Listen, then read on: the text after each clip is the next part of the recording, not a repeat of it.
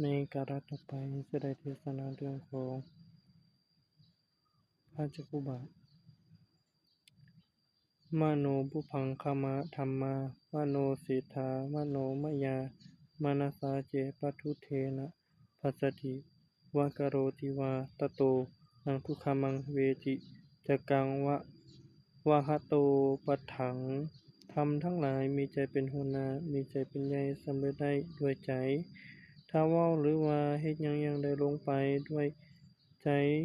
ที่ชั่วแล้วความทุกข์ย่อมติดตามตัวเข้าไปเหมือนดังกงเวียนที่หมุนไปตามตีนหัวที่แก่เอนไปฉะนั้นแลคราวหนึ่งพระจักกุบาทยังเป็นคฤหัสถ์อยู่นั้นเมื่อเพิ่นได้ฟังเสียงพระธรรมเทศนาของพระบรมศาสดาแล้วเพิ่นเกิดมีศรัทธาความเลื่อมใสจึงได้ตัดสินใจออกบวชโดยมอบทรัพย์สินทั้งหมดให้แก่ผู้เป็นน้องชายเมื่อบวชแล้วเพิ่นได้บำเพ็ญเพียรอย่างแข็งกร้าวถึงแม้ว่าจะเจ็บตาเพิ่นก็ยอมรับการรักษาเป็นปัวจนตาบอดพร้อมๆกับกันได้บรรลุพระอรหันตผลในวันหนึ่งในขณะ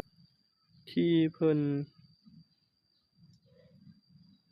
เดินจงกรมอยู่นั้นเพิ่นได้เหยียบแมงไม้ตายโดยบ่รู้สึกตัวเมื่อภิกษุทั้งหลายเห็นเช่นนั้นจึงได้นำเอาเรื่องนี้ขึ้นกราบทูลแด่พระผู้มีพระภาคเจ้าให้ทรงทราบพระพุทธองค์ทรงตรัสไว้ว่าพระจักกุบาทเป็นพระอรหันต์เพิ่นบ่มีเจตนาที่จะฆ่าสัตว์ให้ถึงแก่ความตายเพื่อแก้ความสงสัยของภิกษุเหล่านั้นพระยอดสัพพญูจึงได้ตรัสพระคาถาดังที่ได้ยกขึ้นมาข้างเทิงนั่นแหละ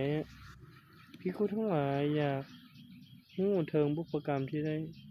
เฮ็ดให้พระจักกุบาทตาบอดพระยอดแก้วสัมพันยูทรงตรัสถึงบาปกรรมที่พระจักกุบาทเถระ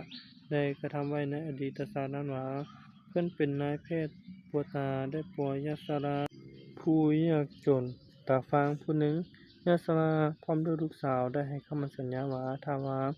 ปัวดีจะยอมเป็นทาสรับใช้เมื่อนายแพทย์ปัวดีแล้วยาสราผู้นั้นบ่ยอมปฏิบัติตามคำสัญญาโดยตัวว่าตนบ่เห็นหุ่งอยู่นายแพทย์หนุ่มจึงได้เอาน้ำมันหยอดใส่ตาเฮ็ดให้ตาบอดคือเก่าด้วยบุพกรรมอันนั้นนำมาสนองเฮ็ดให้พระจักกุบาทตาบอดในชาตินี้และท้ายนี้มี